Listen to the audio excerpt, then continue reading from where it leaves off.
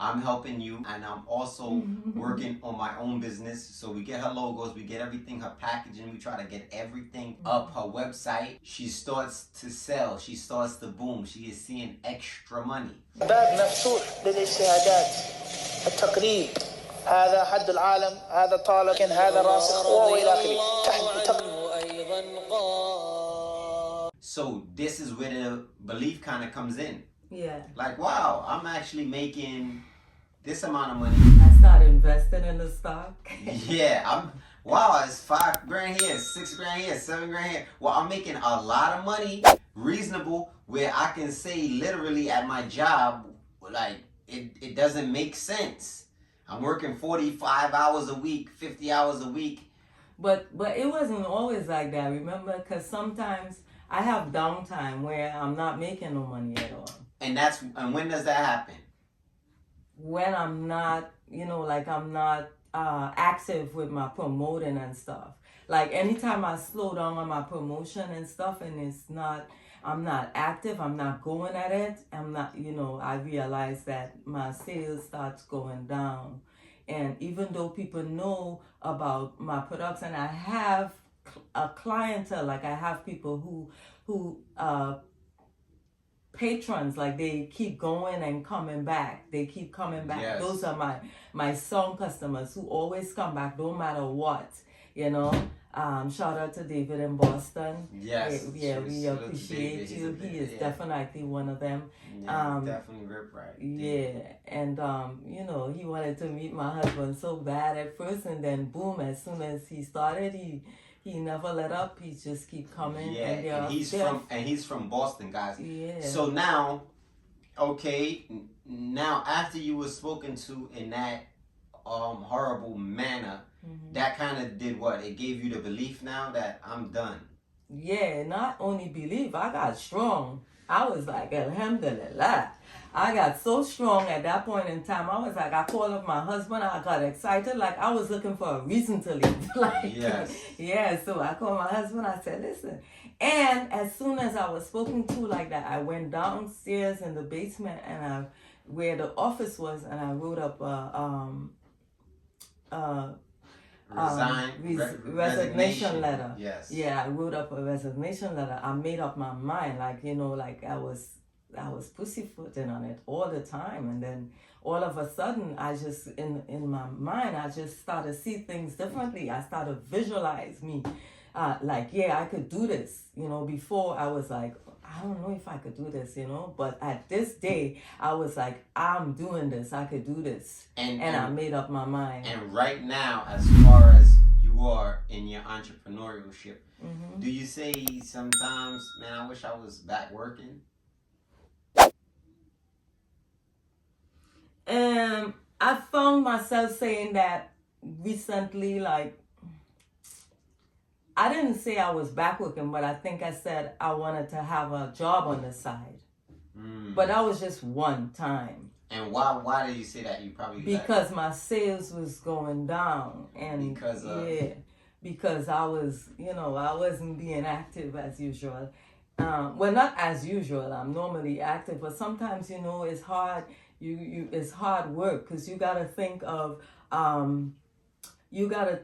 innovation. You got to be innovative. You got to think about opportunities where somebody may see nothing, but you see something out of it. So, because this is what entrepreneurship includes. You have to see things where somebody else see nothing. You have to, have that passion. You have to have a drive, a vision. It's a lot of things going on in your mind, and I don't know, maybe it was a bit too much for me at the time, but I find myself like I always wanted to be seeking growth. And before, when I was not in being an entrepreneur and directing my own business, I felt like I was not growing. Like, the life that I was living before,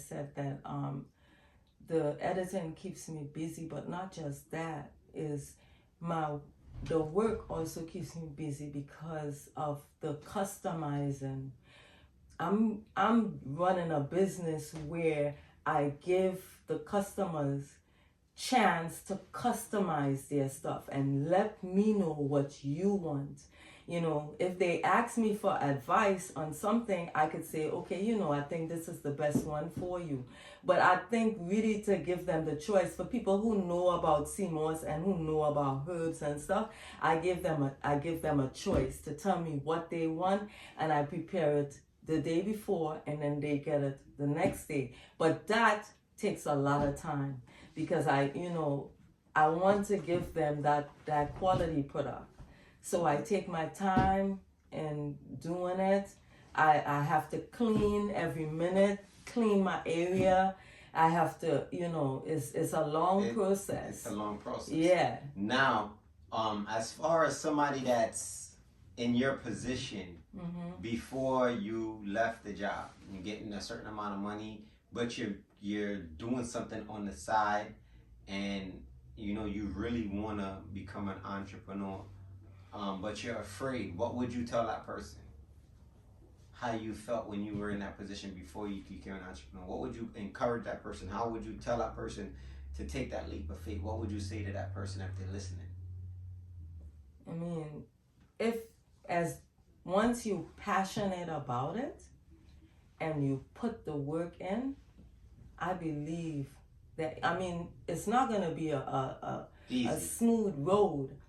And I'm not saying this, maybe it wasn't a smooth road for me, but maybe for you, it's going to be a smooth road. You're going to just be, alhamdulillah, Allah's going to put people in your way where it's just going to be smooth for you. Like Allah put my husband in my way. So, I'm sure I wouldn't have gotten to a lot of places without him explaining to me and, taking the time off to show me how to use this, how to set this up, how to do this, how to do that. And, and I thank, Allah for his knowledge, that he was able to pass it on to me. And trying to, even though I did business in college, would you believe? Alhamdulillah. Okay, and, so yeah. It's tough. Everything is different. Yeah. Entrepreneurship, taking up business. And it's risk. It's a risk. Yeah, it's a college risk. Really, but if you have that vision, and you want it, and it's passionate, go for it. And to yourself you're good at something, you go for it. You could do it. Just believe that you could do it. Okay, so we're going to close out here, guys. We hope you enjoyed. He's running me, you know that? Session. You hear that? Okay, so now before we close out, we're going to do short questions, short answers. So I'm giving you 2 options. You just pick one option. Something I got from my bro training day. Are you ready? You ready? Short questions, short answers. Okay. Raw CMOS gel or CMOS in a shake? CMOS in a shake. Morbi or sorrel? Morbi. Moringa or bladderwrack? Bladderwrack. Okay. Cinnamon or elderberry? Ooh, both. Purple CMOS or golden CMOS? Golden CMOS is for me. Allahu Akbar. All right, guys.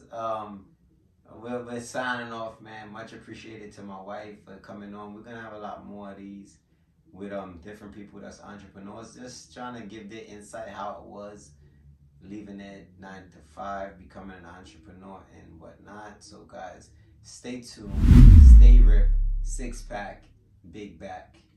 Don't interview me again. Big facts.